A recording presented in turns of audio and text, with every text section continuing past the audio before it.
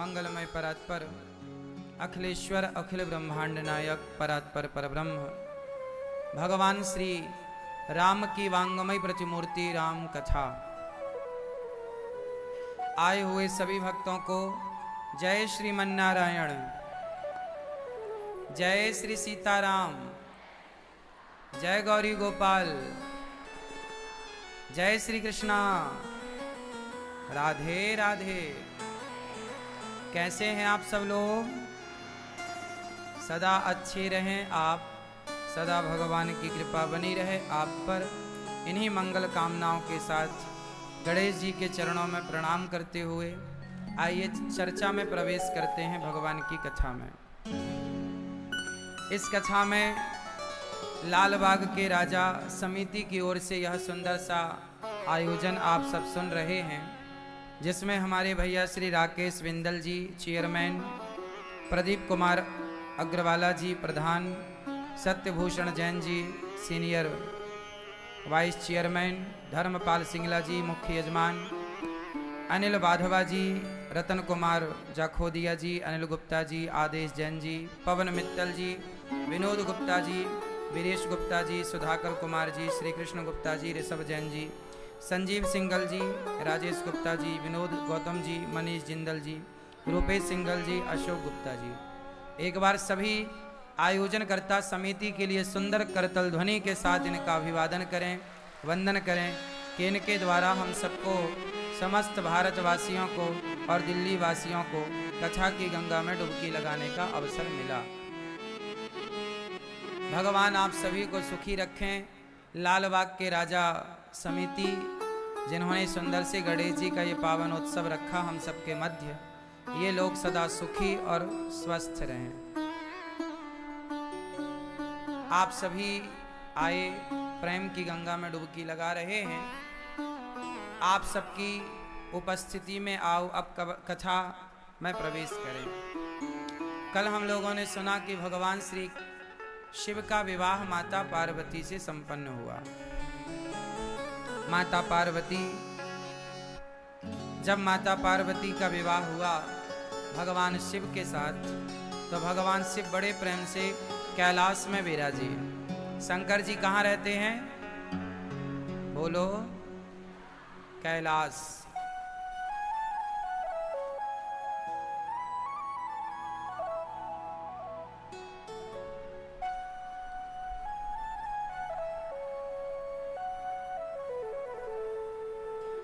भगवान शिव विराजे हैं कैलाश पर्वत पर, माता पार्वती संग विराजी हैं।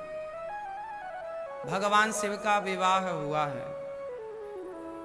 भगवान शंकर अपने भक्तों को दर्शन दे रहे हैं। हम सब भगवान के भक्त बनकर भगवान शिव से कुछ ना कुछ सीख लें। भगवान शंकर देवाधिदेव महादेव, देवताओं ने पिया था अमृत, शंकर जी ने पिया था जहर। जिन्होंने अमृत पिया उन्हें देव कहा गया, जिन्होंने जहर पिया उन्हें देवाधिदेव महादेव कहा गया। पीछे सभी भक्तजन बैठ जाएं। मैया और भैया बैठ जाओ। मेरी माँ सुन लो, शंकर जी क्या पीते हैं, अमृत या जहर? जोर से, क्या पीते हैं? जहर। जो जहर पीता है वो बड़ा होता है, जो अमृत पीता है वो छोटा। देवता पिए अमृत तो देवता छोटे हैं। शंकर जी ने पिया जहर तो जहर पीने वाले शिव बड़े हैं। जहर क्या है? बोलो, जहर किसे कहते हैं?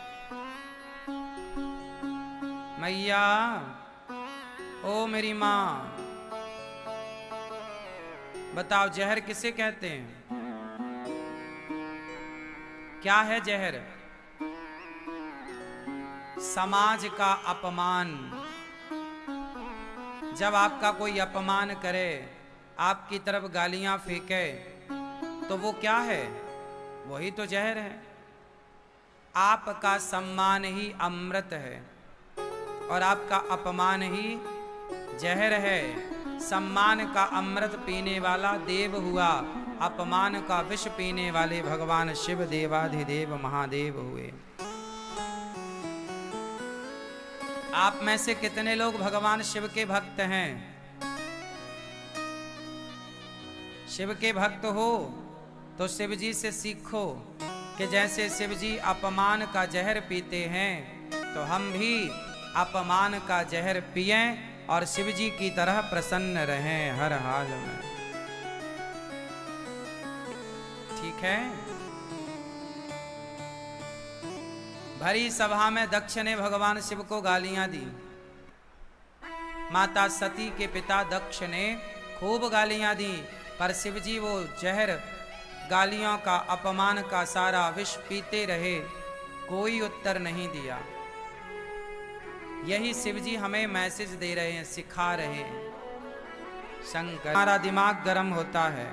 शंकर जी कहते हैं कि अपने सिर पे गंगा रखो, मतलब सदा अपने दिमाग को ठंडा रखना चाहिए। ये शंकर जी के शीश पर गंगा होने के पीछे का विज्ञान है और मैसेज है।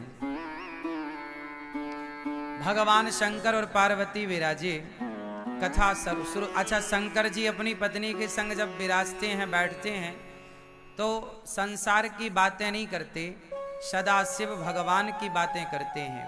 पति पत्नी जब बैठो तो भगवान की ही बातें करो, चर्चा प्रभु की करनी चाहिए। यही सत्संग है। पति पत्नी का भी सत्संग होना चाहिए। माता पार्वती ने प्रश्न किए, हे प्रभु, ये राम कौन है?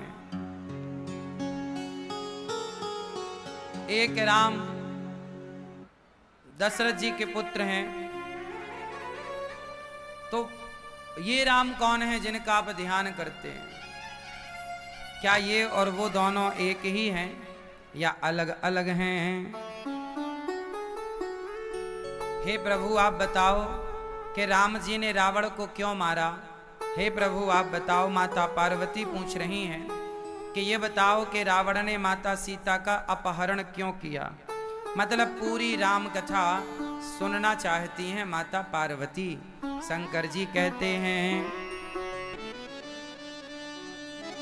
आंखें तब बेकार हो जाती हैं जब आंखें संतों को ना देखें, भगवान को ना देखें।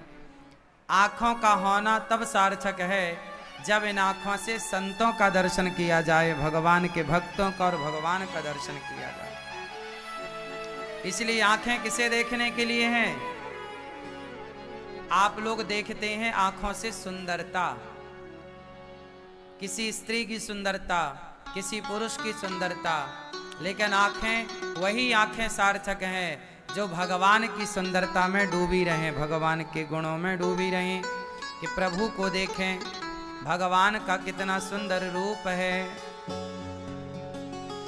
कितना सुंदर रूप है ना भगवान का। में आगमन क्यों होता है?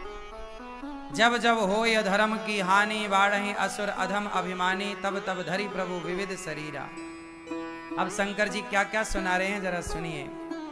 अब यहां मैं आपसे एक सवाल कर लूं, फिर मैं आगे बढ़ूं कथा की ओर। सब लोग बैठ जाओ भैया। ओ मैया पीली मैया काहे खड़ी हो मेरी माँ? बैठ जाओ। ओ लाला बैठो बेटा, बैठ के बिंदास सुनो कथा। बैठ जाओ जल्दी से। आवाज नहीं आ रही है क्या उस तरफ? आवाज कहाँ कहाँ तक आ रही है? हाथ उठा लो। आ रही है तो बैठ जाओ मेरी माँ। क्यों नहीं बैठ रही हो माँ? कैसे तुम बैठोगी? बैठ जाओ वहीं। चलो बताओ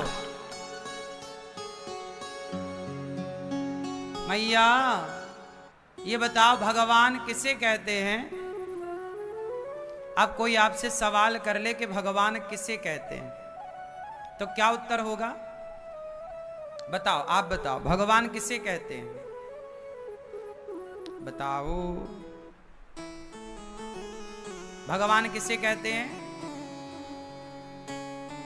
नहीं। भगवान किसे कहते हैं जरा ध्यान से सुनो। बिनु पग चलही सुनहि बिनु काना। भगवान किसे कहते हैं? जो बिना पांव के चलता हो, जो बिना कान के सुनता हो, जो बिना आंख के देखता हो, उसे भगवान कहते हैं। अच्छा ये बताओ, बिना पांव के भगवान चलते हैं? कहाँ चले? बिना पांव के भगवान कहाँ चले मेरी माँ? जब द्रौपदी ने भगवान को बुलाया, उस समय भगवान तो द्वारिका में थे। पांव वाला होता तो कोई इतने जल्दी थोड़ी आता। तो भगवान अपने भक्तों के लिए बिना पांव के, मतलब भगवान को चलने के लिए पांव की आवश्यकता, हमें और आपको चलने के लिए पांव चाहिए। भगवान बिना पांव के चलते हैं। द्रौपदी ने पुकारा, तुरंत आ गए कि नहीं? तो पांव वाले इतने जल्दी कहां से आते? इसलिए भगवान बिना पांव के, बिना हाथ लगाए द्रौपदी के चीर को बढ़ा दिया। बिना हाथ लगाए रक्षा हो गई ना। तो बिनु पग चलहि, बिना कानों के सुन लिया। द्वारिका छे द्वारिकाधीश, द्रौपदी ने पुकारा। मुख नहीं है। रुक्मणी माँ ने कहा क्या हुआ? भगवान ने कहा आज मेरी बहन पर बहुत बड़ा संकट आया है। तो रुक्मणी माँ ने कहा तो जाओ बचाओ, जब संकट है तो। भगवान बोले मैं कैसे जाऊं? मेरी बहन ने अभी तक पुकारा ही नहीं, मुझे बुलाया ही नहीं। द्रौपदी सबको तो बुला रही, अर्जुन आओ, भीम आओ, नकुल आओ, गुरु द्रोणाचार्य आओ, सबको बुलाया, पर भगवान को नहीं बुलाया। भगवान बोले कब बुलाए बहन, कब मैं जाऊं? अच्छा बताओ, द्रौपदी के बुलाने में देर थी या कृष्ण के आने में देर थी?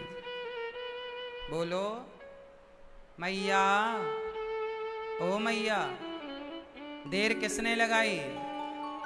द्रौपदी ने बुलाने में देर लगाई, कृष्ण ने आने में देर। जब द्रौपदी ने कहा गोविंद केवल आपका सहारा है, और कहा गोविंद, तो गोविंद का केवल गो कह पाई, विंद मुंह से निकला नहीं कि द्वारिकाधीश दौड़ पड़े अपने द्रौपदी बहन के लिए। केवल गो कहा, गोविंद। साड़ी बनकर भगवान खिंचने लगे। दुशासन 10,000 हाथियों का बल रखने वाला थक गया। बोला कि साड़ी भी चनारी है कि नारी भी साड़ी है, कि साड़ी ही की नारी है, कि नारी ही की साड़ी है। तरफ द्रौपदी ने कहा मूर्ख दुशासन, ना साड़ी भी चनारी है, ना नारी भी साड़ी है, ना साड़ी ही की नारी है, ना नारी ही की साड़ी है। ये तो वृंदावन बिहारी है जो चीर बनकर खिंचा जा रहा है, खिंचा जा रहा। द्रौपदी की रक्षा करने भगवान आए। जैसे द्रौपदी ने कृष्ण को पुकारा, आप भी सबको ना पुकार के केवल कृष्ण को पुकारा करिए। आप भी सबको बुलाने की जरूरत नहीं, सबको पुकारने की जरूरत नहीं, कृष्ण को ही पुकारिए। सबको पुकार के समय ना बर्बाद कीजिए। इसलिए कानों से भगवान की कथा सुनी जाए, आंखों से भगवान का दर्शन किया जाए, वाणी से भगवान का गुणगान किया जाए, बस हाथों से भगवान की और भगवान के भक्तों की सेवा की जाए। माता पार्वती से कहते हैं भगवान शिव के सुनो पार्वती, राम अतर के बुद्धि मन वानी, मत हमार अस सुनहि सयानी। पार्वती जी से कह रहे हैं शंकर जी के सुनो पार्वती जी, हमारा मत यह कहता है कि राम अतर्क हैं। जैसे कुछ लोग होते हैं ना, भगवान पर तर्क करते हैं। तर्क, लोग कहते हैं भगवान है तो दिखते क्यों नहीं। ईश्वर पे बहुत सारे तर्क करने वाले तर्क करते हैं। ईश्वर तर्क का विषय नहीं है। तर्क सहयोगी तो हो सकता है ईश्वर को जानने में, पर ईश्वर को तर्क से जाना नहीं जा सकता। ईश्वर तर्क का विषय ही नहीं है। अच्छा एक बात बताओ, क्या भगवान संदेह का विषय है या श्रद्धा का विषय है? बताओ, सब लोग बताओ, भगवान संदेह का विषय है या श्रद्धा का? जोर से। मैया, किसका विषय है? किसका विषय है? भगवान को श्रद्धा से जाना जा सकता है, संदेह से नहीं। समाज में बड़े संदेह हैं कि भगवान हैं तो दिखते क्यों नहीं। अच्छा एक बात बताओ, भगवान हैं तो दिखाई क्यों नहीं पड़ते? सवाल आपसे, बताओ भगवान हैं तो दिखते क्यों नहीं? चलो टोपी वाले भैया बताओ, आप बताओ। हाँ हाँ, आप वजनदार हो, थोड़ा वजनदार बातें करो। बताओ भगवान हैं तो दिखते क्यों नहीं? दिखते हैं कि नहीं? आपने भगवान को देखा कभी? टोपी वाले भैया, आपने देखा भगवान को? आप बगल वाले, नहीं देखा आपने भगवान को? आपने भगवान को देखा? आपने देखा? आपने नहीं, आपने भगवान को नहीं देखा। आप क्यों? आपने भगवान को देखा है? अरे तुम इससे ही पूछ रहे हैं, टुकुर टुकुर देख रहे हो। देखा भगवान को? आपने भगवान को देखा? नहीं। ये मैया चेयर पर बैठी हैं पीछे, आपने भगवान को देखा मेरी माँ? बताओ हाँ या ना, आपने भगवान को देखा है? अच्छा आप में से कितने लोगों ने भगवान को नहीं देखा वो हाथ उठाएं। जिसने नहीं देखा वो हाथ उठाएंगे। किसने नहीं देखा भगवान को? बहुत लोग कह रहे हैं नहीं देखा। अच्छा ये बताओ, आप लोग कभी मंदिर गए कि नहीं गए? तो किसे देखने गए थे मंदिर? बोलो। आप बता रहे थे हमने भगवान को नहीं देखा, तो बताओ भगवान के मंदिर गए थे तो किसे देखने गए थे? पड़ोसन को? हाँ हाँ, किसे देखा? भगवान के मंदिर गए थे, किसे देखने गए थे? भगवान को। तो आप तो कह रहे हैं कि हमने भगवान को नहीं देखा, तो फिर मंदिर काहे के लिए गए थे? क्यों बहन? आपने बोला ना भगवान को नहीं देखा, मंदिर गई कभी कि नहीं? तो किसे देखने गई थी? हाँ बोलो, बताओ मंदिर किसे देखने गई थी आप? भगवान को। आप लोग ना भगवान को देख चुके हैं, और एक बार नहीं, आप लोगों ने बार बार भगवान को देखा है। रोज देखते हो भगवान को, लेकिन आपकी बुद्धि में पत्थर बैठा है। आपकी बुद्धि मानने को तैयार नहीं है। आप कहते हो कि ये तो पत्थर की मूर्ति है। महाराज जी मंदिर में तो पत्थर की मूर्ति है।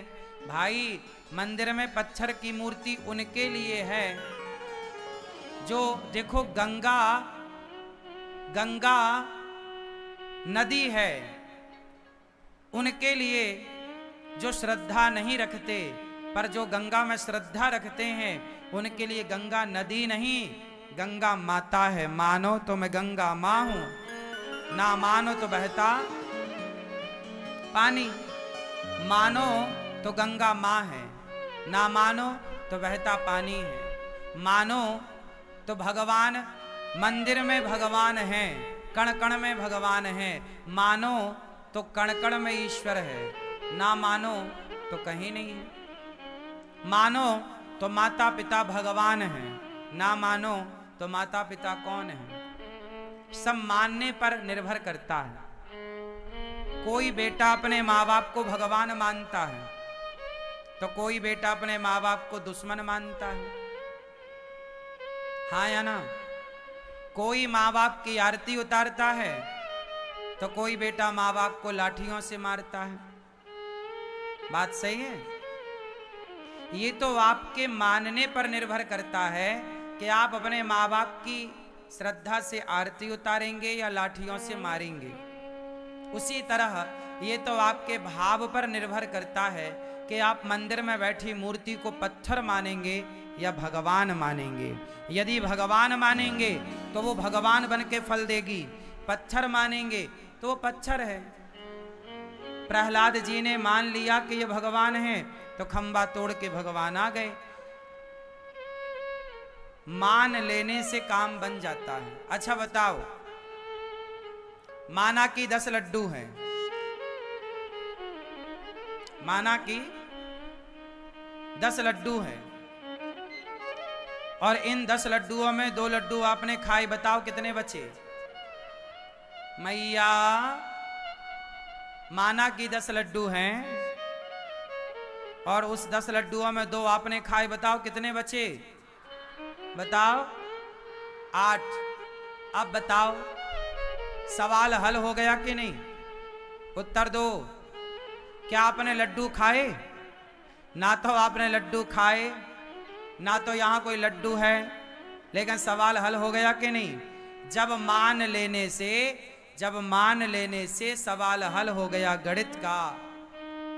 तो जब मान लोगे तो मान लेने से यदि गणित के सवाल हल हो गए तो मान लेने से भगवान भी प्रकट होकर के हमारे हृदय में विराजमान हो जाएंगे। मान लेने से बड़े बड़े सवाल हल हो जाते हैं। तो मान लेने से मीराबाई ने मान लिया कि मेरे तो गिरधर गोपाल, तो उसकी इस मानसिकता से, उसके इस मान लेने से क्या अपराध हुआ? घाटा क्या हुआ? बुरा क्या हुआ? इसलिए मान लेने में भलाई है, ईश्वर को ना मानने में भलाई नहीं है। ईश्वर को मान लेने में भलाई है। राम अतर्क है, तर्क से नहीं जाना जा सकता। राम को तर्क से परे विषय है। एक बार भगवान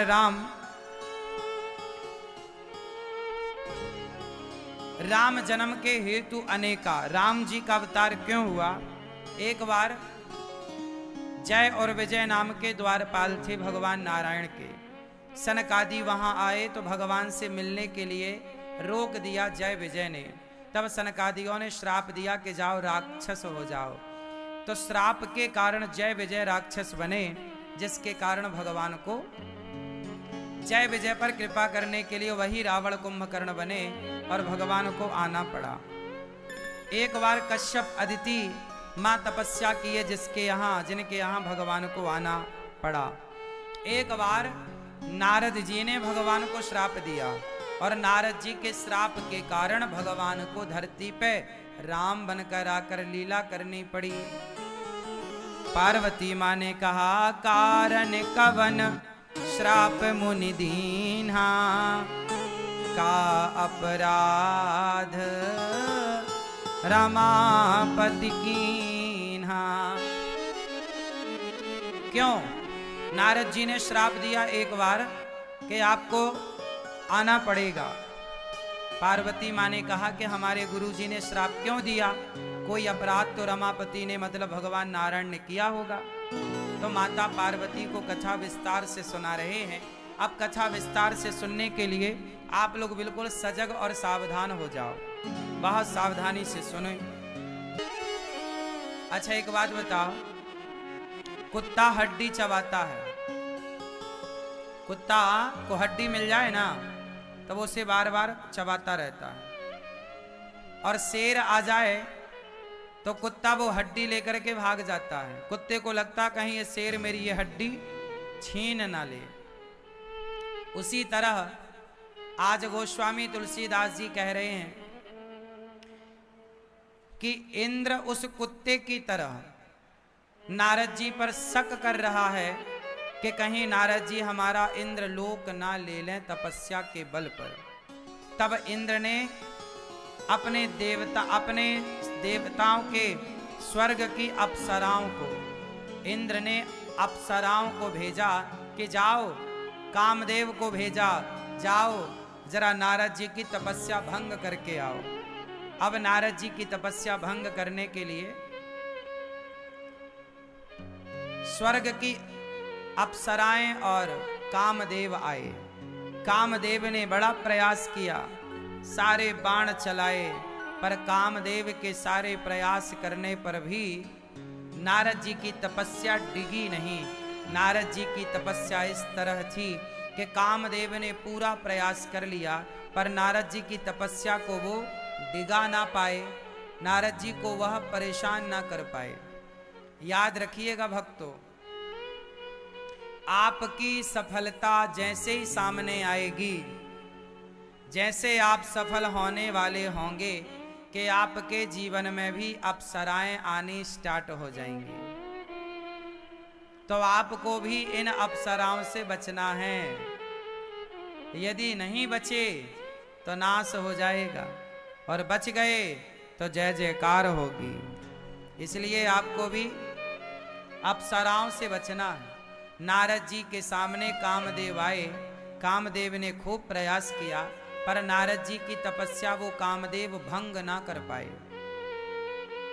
तब कामदेव चरणों में गिर पड़े। नारद जी, प्रभु क्षमा कीजिए, क्षमा कीजिए। नारद जी बोले, क्या हुआ?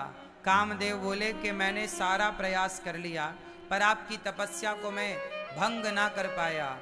अब तो नारद जी ने कहा कि तुझे भेजा किसने? बोले, इंद्र ने। क्यों भेजा? कि कहीं आप स्वर्ग के राजा ना बन जाएं। तब नारद जी ने कहा, जा इंद्र से कह देना कि मुझे स्वर्ग की कोई कामना नहीं।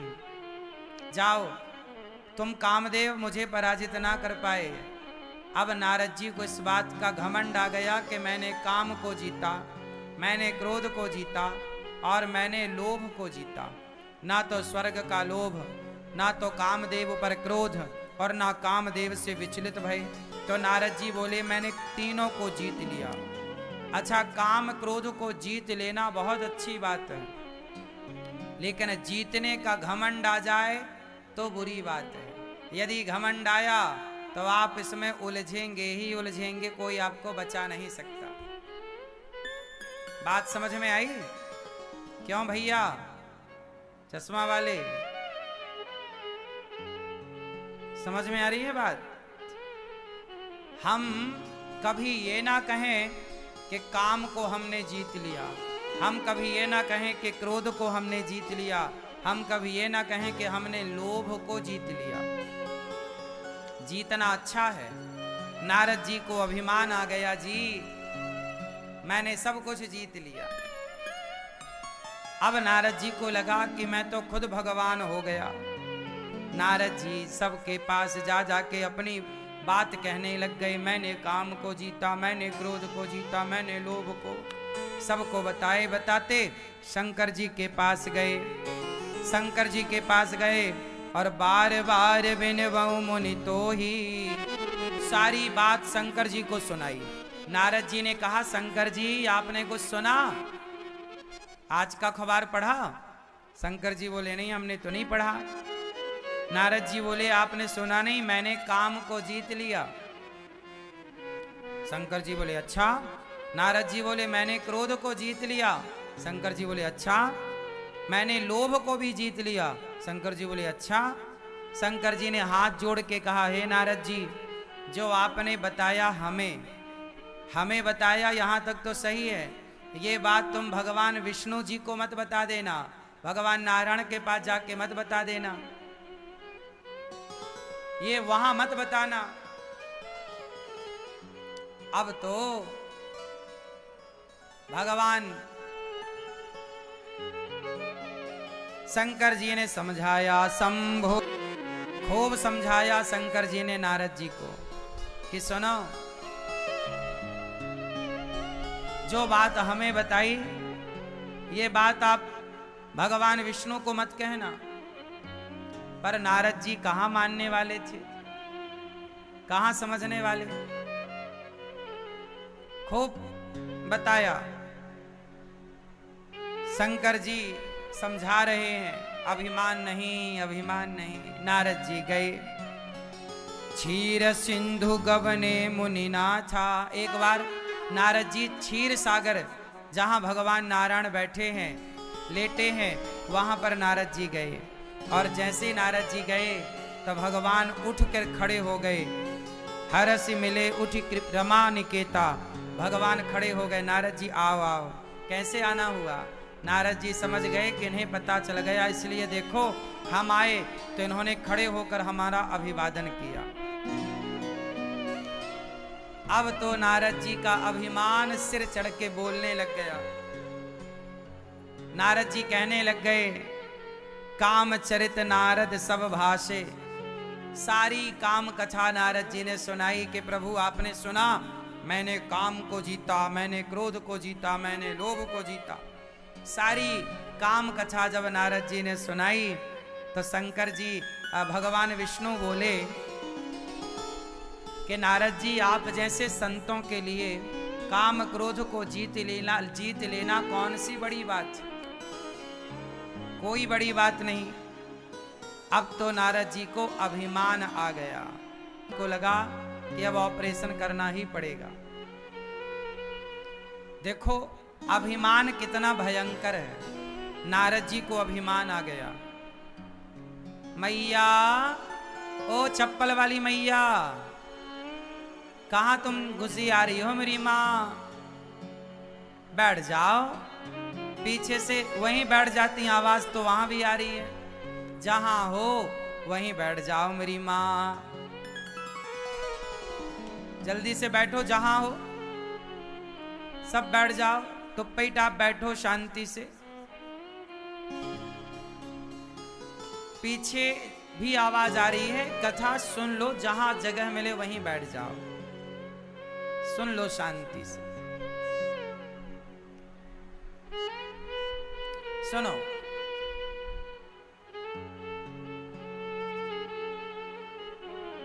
जल देवता भी खूब झमाझम बरस रहे हैं, सुन रहे हैं कथा है?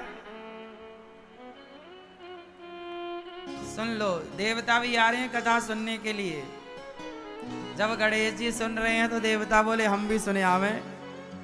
तब आप लोगों के संग देवता भी सुन रहे हैं, शांति से आप सुन लो। टुप्पी टाप बैठे रहो शांति से, ठंडे ठंडे मौसम का आनंद लेते रहो और कथा सुनते रहो। सुनो, नारद जी को क्या आ गया मेरी माँ? जोर से। नारद जी को क्या आ गया? जोर से। क्या आ गया? नारद जी को अभिमान आया। किस बात का? किस बात का अभिमान आया पीली मैया? किस बात का अभिमान आया?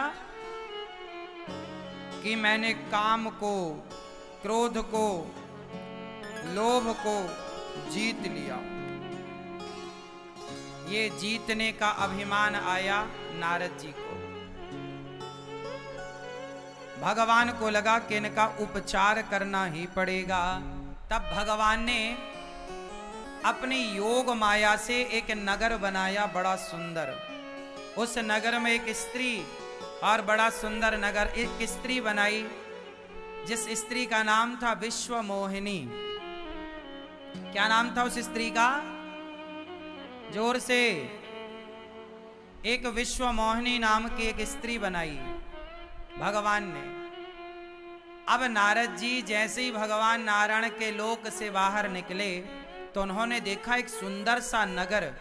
नारद जी बोले कि ये नगर तो मैंने कभी नहीं देखा।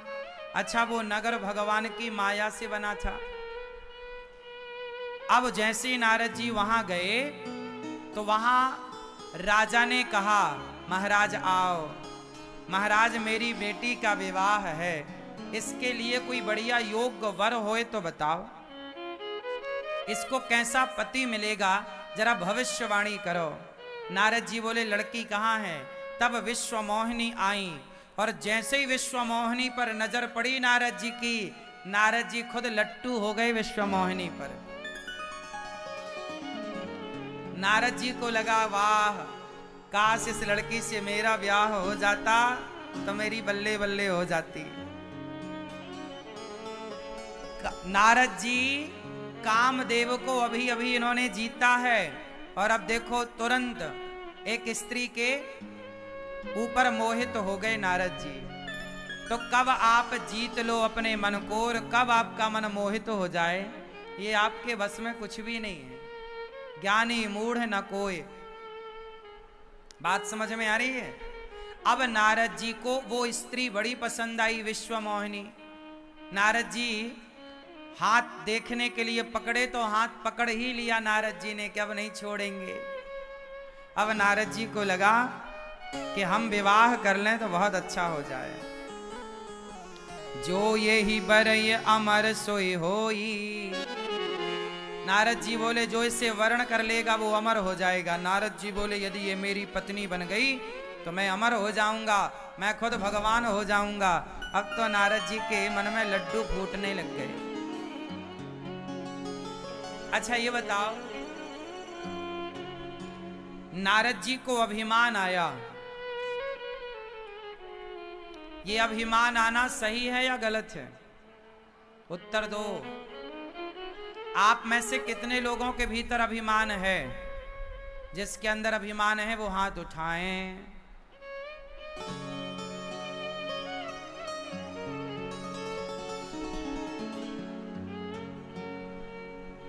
क्यों मैया, आपके अंदर अभिमान है? नहीं, झूठ कह रहे हैं आप लोग। आप कह रहे हैं हमारे अंदर कोई अभिमान नहीं है। सुनो, ये संसार में सबके भीतर अभिमान है। किसी के अंदर ज्यादा है, किसी के अंदर कम है सबके अंदर। अच्छा एक बात बताओ,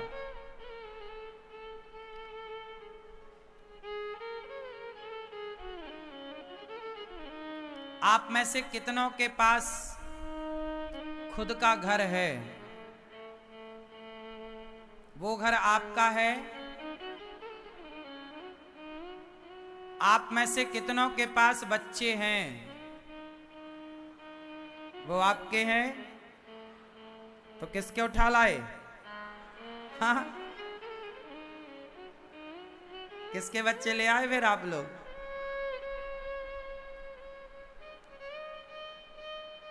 मैं इस बच्चे की मां हूं और मैं इस बच्चे का पिता हूं, यह भी एक अभिमान है। मैं इस घर का मालिक हूं, यह भी एक अभिमान है। अच्छा ये बताओ, आपके परिवार में आप कितने लोगों का पेट भरते हैं? ये भैया बताएंगे, जितने यहां बैठे मैया और भैया, आप कितने लोगों का पेट भरते हैं? 5 लोगों का। मैया आप बताओ कितने लोगों का पेट भरते हैं? पीछे वाले भैया कितने लोगों का पेट भरते हैं आप लोग? मैया आप, गुलाबी मैया, कितने लोगों का पेट भरते हैं आप लोग?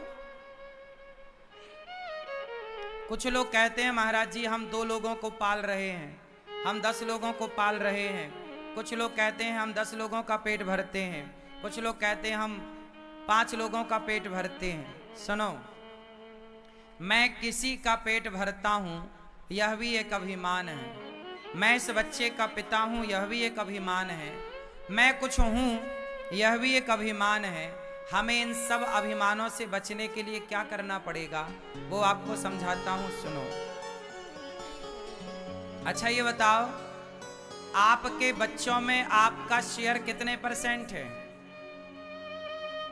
ये सारे भक्त बताएंगे। आपके बच्चों में आपका शेयर, आपका परसेंटेज कितना है? बताओ।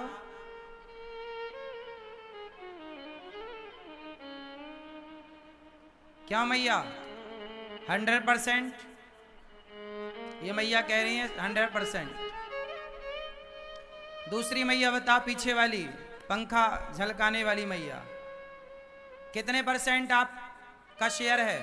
100? हाँ, ये मैया बोल रही हैं कि हम 100% अपने बच्चों की माँ हैं और 100% हमारा ही शेयर है। क्यों? और ये भैया, ये मूंछों वाले, सफेद कुर्ता वाले, बताओ आपके बच्चों में आपका शेयर कितने % है? बताओ प्रभु। ये आपके बगल वाले, आप लोग बताओ आपके बच्चों में आपका शेयर कितने % है? ये मैयाएं कह रही हैं कुछ कि हमारा तो 100% शेयर है महाराज जी। सुनो मैया, आपका शेयर बच्चों में 100% नहीं है। और एक बात और बताऊं, ये जो बच्चे होते हैं ना, हम भी बच्चे हैं किसी माँ बाप के, आप भी बच्चे हैं किसी माँ बाप के, और आपके भी बच्चे हैं। तो बच्चे जो हैं, मतलब हम सब ना ईश्वर की प्रॉपर्टी हैं। हम सब किसकी संपत्ति हैं? भगवान की। और हमारे माँ बाप का शेयर कितने परसेंट है? पिता का केवल 1% शेयर है और माँ का 2%। माँ की हिस्सेदारी केवल 2% और पिता की हिस्सेदारी 1%। क्योंकि पिता के द्वारा माँ के गर्भ में एक पानी की बूंदों की स्थापना की गई। उन पानी की बूंदों से एक बच्चे का निर्माण माँ के पेट में शुरू हुआ। उस समय पानी की बूंदों से एक बच्चे का निर्माण हुआ। एक सुंदर से हाथ बने, पांव बने, आंख बनी। क्या उस समय माँ कुछ आंख कान लगाने आई थी? क्या पिता कुछ पांव लगाने आए थे? सारा प्रोसेस पेट के अंदर 9 महीने तक चलता रहा। कौन था वो करने वाला? बोलो। क्या बच्चे की आंखों को माँ ने डिजाइन किया है? क्या बच्चों के पांव को पिता ने डिजाइन किया है? बोलो। तो जिस परमात्मा ने आपको आंखें दी, कान दिया, यदि आप अंधे होते तो क्या कर लेती तुम्हारी माँ? तुम लंगड़े और बहरे होते तो क्या कर लेती तुम्हारी माँ? इसका मतलब ये हुआ कि आज हम देख पा रहे हैं, सुन पा रहे हैं, ये माँ बाप के बदौलत नहीं, ये भगवान के बदौलत हम देख पा रहे हैं, सुन पा रहे हैं। क्योंकि बहुत सारे बच्चों के तो आंखें नहीं होती, जन्म से अंधे होते हैं, तो उनकी माँ थोड़ी उन्हें आंखें दे पाती है। कुछ बच्चे बहरे होते हैं तो माँ थोड़ी उन्हें कान दे पाती है। इसका मतलब ये हुआ कि माँ बाप के कारण हमारा जन्म तो हुआ है, लेकिन बाकी जो हमारे शरीर का निर्माण है, उस निर्माण में माँ बाप का योगदान नहीं है, ईश्वर का योगदान है। तो बताओ हम किसकी संपत्ति हुए? 3% माँ बाप का शेयर है, एक पिता का, 2 माँ का, बाकी 97% शेयर परमात्मा का है। तो आप किसकी प्रॉपर्टी हैं? जोर से। आप ईश्वर की संपत्ति हैं। तो जब आप ईश्वर की संपत्ति हो तो क्यों ना इस संपत्ति को ईश्वर के चरणों में ही समर्पित कर दिया जाए कि प्रभु आपका ये जीवन है, तो आपके चरणों में हम समर्पण करते हैं। आपका जीवन निकल जाता है लेकिन समर्पण आप कर नहीं पाते। ये बड़ी विडंबना। आपको ये लगता है जी ये मेरा, ये मेरा, ये मेरा, मेरा वेरा कुछ नहीं होता। ये संसार में सब कुछ ईश्वर का है। यदि तुम्हारा है तो तुम लेकर चले जाना। कुछ लेकर गए? तुम्हारे बाप दादे कुछ लेकर गए? बोलो। यदि हमारा कुछ होता इस संसार में तो हम लोग कुछ लेकर ना जाते भगवान के घर। इसलिए मेरी माँ, कभी ये मत कहो कि ये मेरा है, सदा ये कहो कि प्रभु ये व्यापार भी आपका, ये परिवार भी आपका। दोगे तो आपको अभिमान नहीं आएगा। अभिमान नारद जी को भी आए तो उन्हें भी चक्कर में पड़ना पड़ता है। इसलिए अभिमान से बचो। किससे बचोगे? जोर से, जोर से। अभिमान से।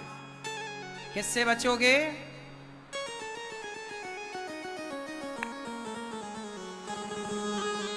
जहां अभिमान है वहां एक भजन में आपको सुनाता हूं, अभिमान के ऊपर। इस भजन में नाचने मत लग जाना, केवल सुनना।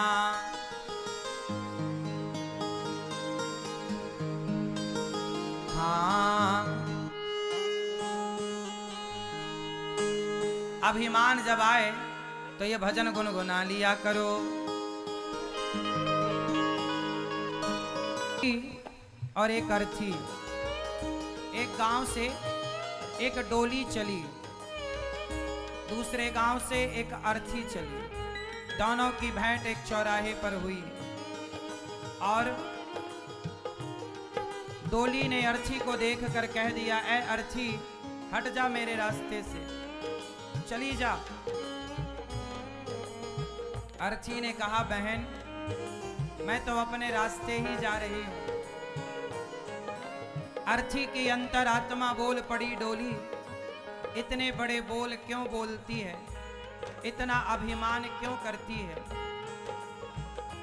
अर्ची ने कहा, बहन आज जिस रास्ते मैं जा रही हूं तुझे भी एक दिन इसी रास्ते जाना है।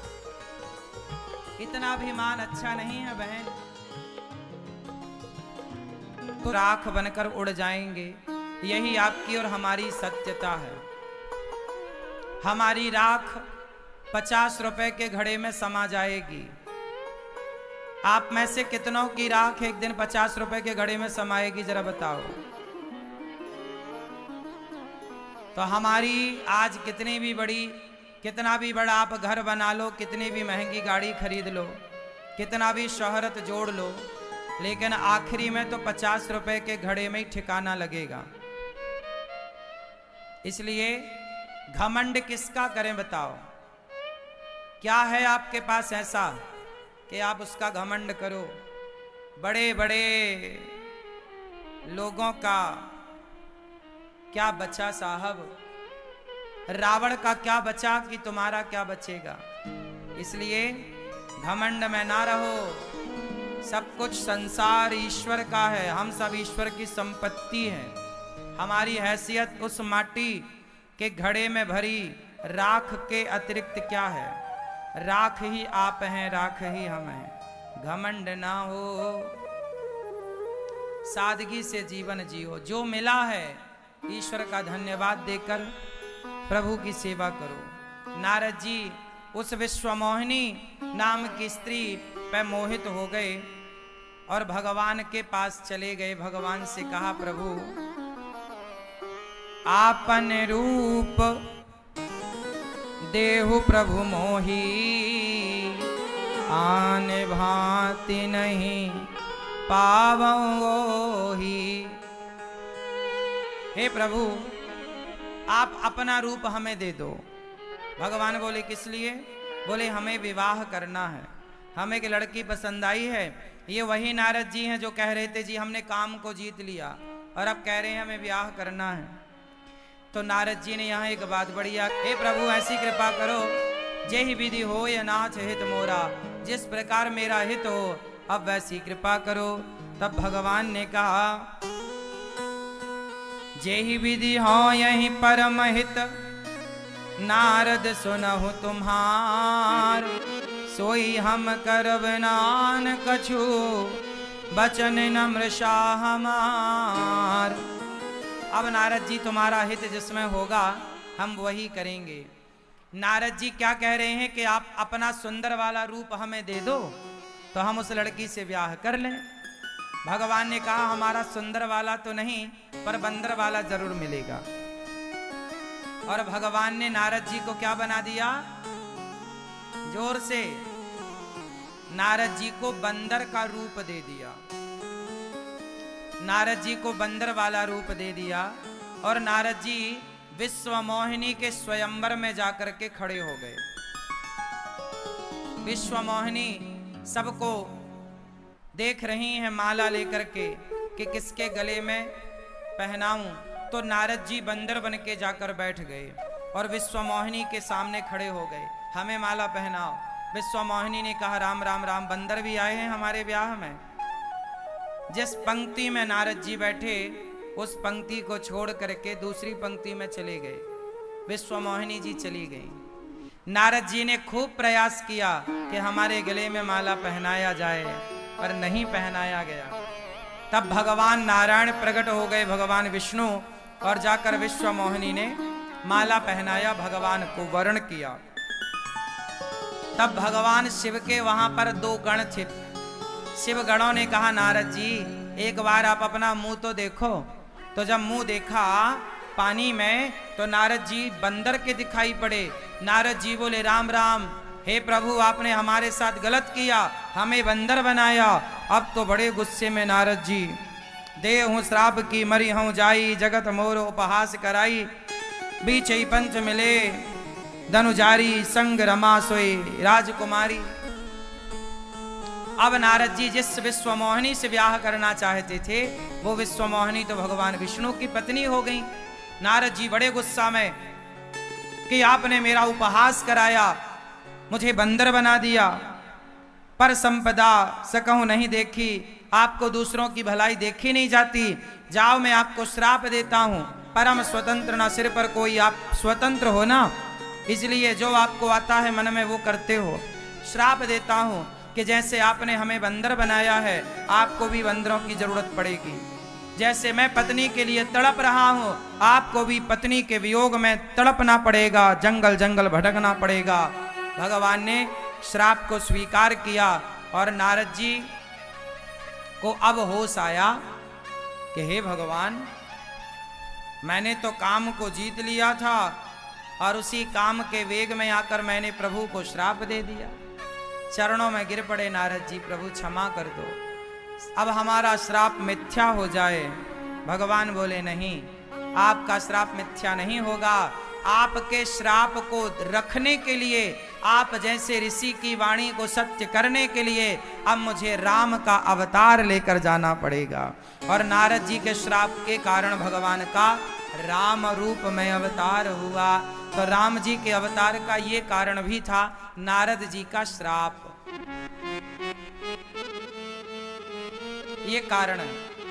अच्छा एक बात बताओ, नारद जी आज एक स्त्री के चक्कर में मोहित होकर परेशान हो गए।